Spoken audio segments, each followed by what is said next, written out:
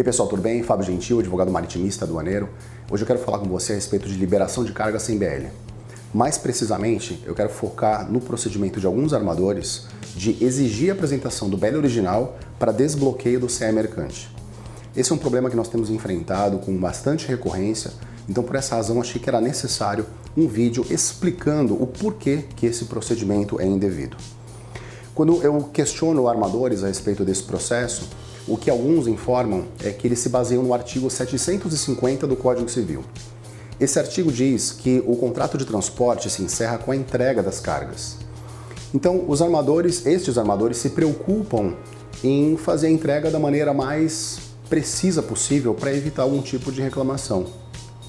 Mas existe uma falta de coerência nesse conceito de entrega, porque a entrega feita pelo armador não é pessoal. O armador ele não transfere a posse das cargas diretamente ao importador.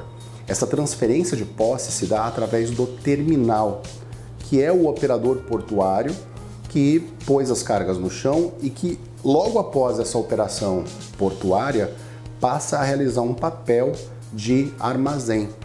Então nós temos um contrato de transporte que se encerra com a entrega das cargas no porto e depois desse encerramento se inicia uma nova relação, que é um contrato de armazenagem, um contrato de depósito.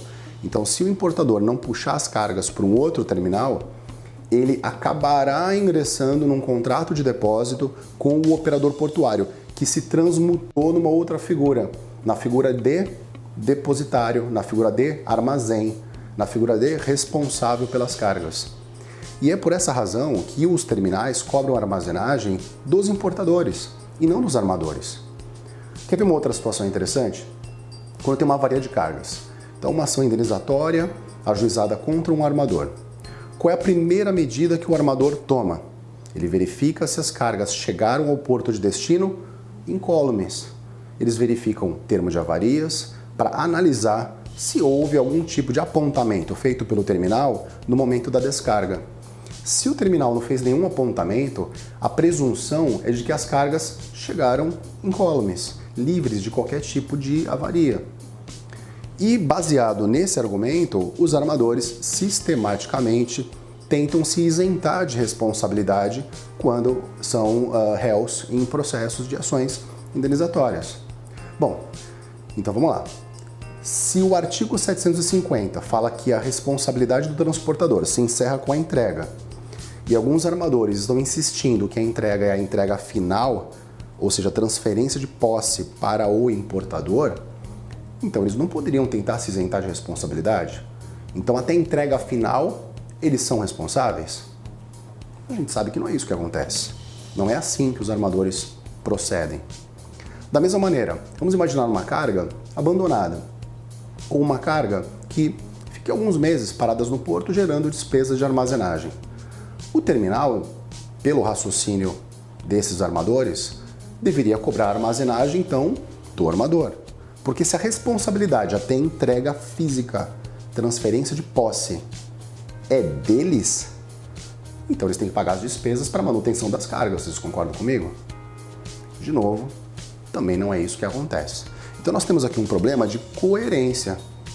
Em algumas situações, o armador entende que o contrato de transporte se encerra com a descarga, que é o que prevê o artigo 3º do Decreto-Lei 116 de 1967.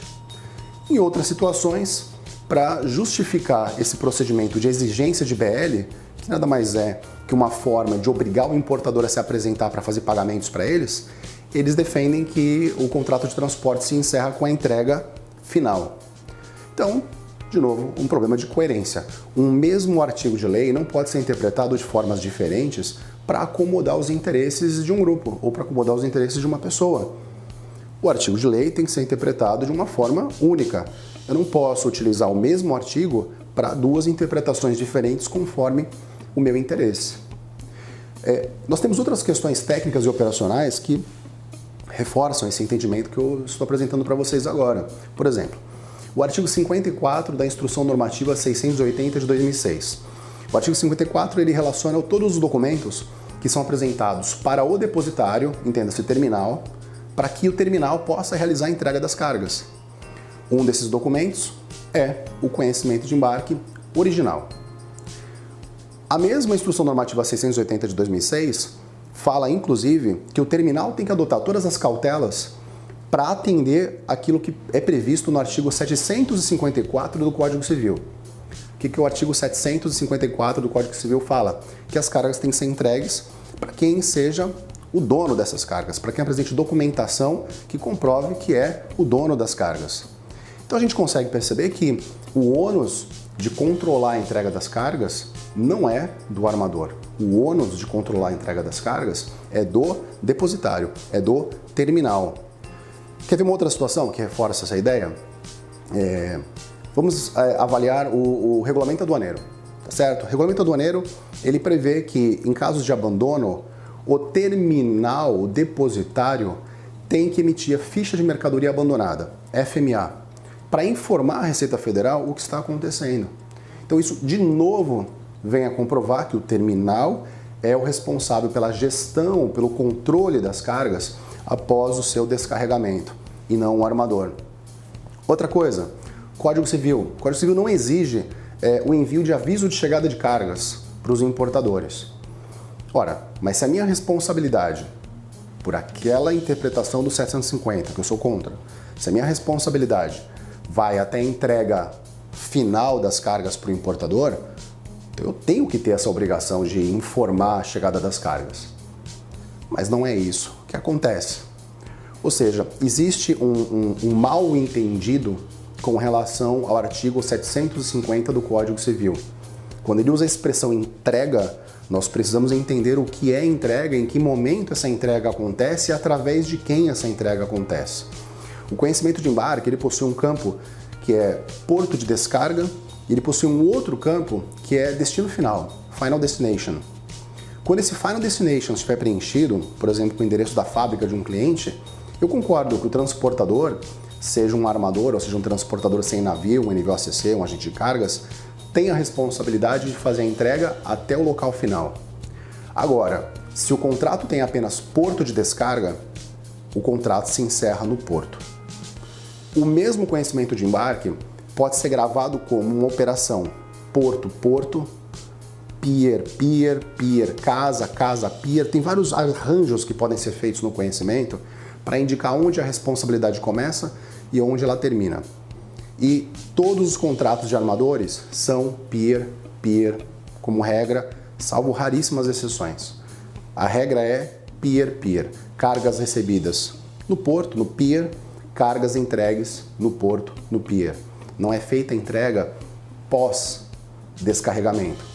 Até porque isso poderia implicar numa interferência descabida no Incoterm que foi eleito pelo importador e pelo exportador na venda e compra internacional, certo? Bom, espero ter esclarecido. Esse é um tema que tem causado muitos problemas, especialmente quando nós temos agentes de cargas envolvidos. O conhecimento de transporte que libera a carga efetivamente é o dos agentes de cargas, quando eu tenho essa operação em que eu tenho essas duas entidades, não é o conhecimento master. Nós já vimos diversos casos de agentes de cargas que por alguma razão não receberam os conhecimentos master originais, seja por uma disputa com o seu agente de origem, seja por um extravio, por diversas razões. E, em contrapartida, o importador dispunha dos conhecimentos de embarque house ou filhotes em suas mãos e já tinha feito pagamento de cargas e não havia nada que impedisse este importador, dono das cargas, de retirá-las do porto. Mas por uma disputa entre o armador e o agente de cargas, esse importador acabou se prejudicando enormemente. Enormemente. E é uma situação de falta de bom senso a toda prova. Porque se o conhecimento de embarque que libera as cargas nessa operação em que eu tenho um agente de cargas envolvido, se o BL que libera é o house ou o filhote, não é o genérico, que é o BL Master, por que eu vou manter um CE mercante bloqueado? O que justifica isso? Nada justifica. Nós sabemos que o conhecimento de embarque ele tem três funções básicas. Primeira função, ele é um recibo de que as cargas foram entregues a bordo. Segunda função, ele é uma evidência do contrato de transporte. Terceira função, ele é um título de crédito, atípico, mas é um título de crédito. Ele transfere a propriedade das cargas. Quando eu tenho uma operação envolvendo NVOCC, essa característica de título de crédito é transferida do conhecimento de embarque master para o conhecimento house ou conhecimentos house, porque eu posso ter mais de um conhecimento house ou filhote para um mesmo conhecimento master. Então eu tenho esse grande contrato guarda-chuva entre o armador e o agente logístico, esse interveniente, esse intermediário da operação, e o agente logístico, o NVOCC, ou enfim, freight forwarder, ele tem contratos filhotes, contratos house, que vão reger as relações dele com os seus clientes finais. São esses documentos que liberam as cargas, porque são esses importadores que têm fatura comercial, contrato de compra e venda, ou seja, toda a documentação relacionada no artigo 54 da AN 680 de 2006 para proceder à liberação no terminal.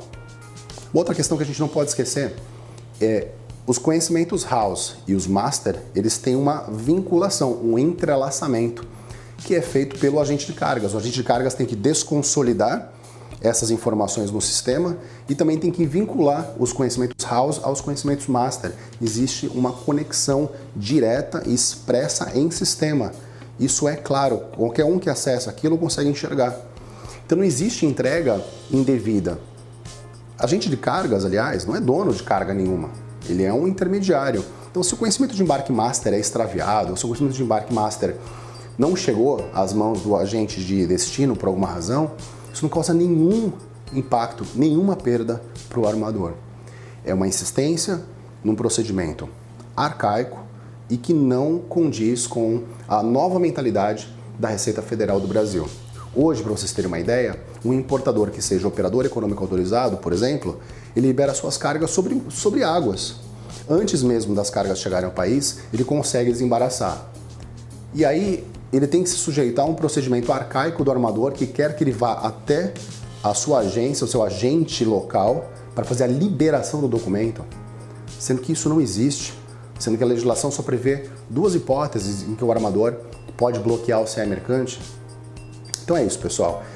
Esse vídeo se prestava a tocar nesse ponto. Eu espero ter esclarecido.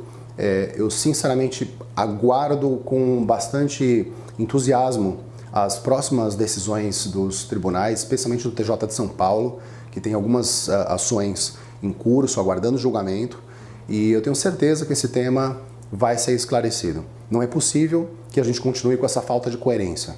O que vale para uma coisa tem que valer para outra. Um abraço, até lá.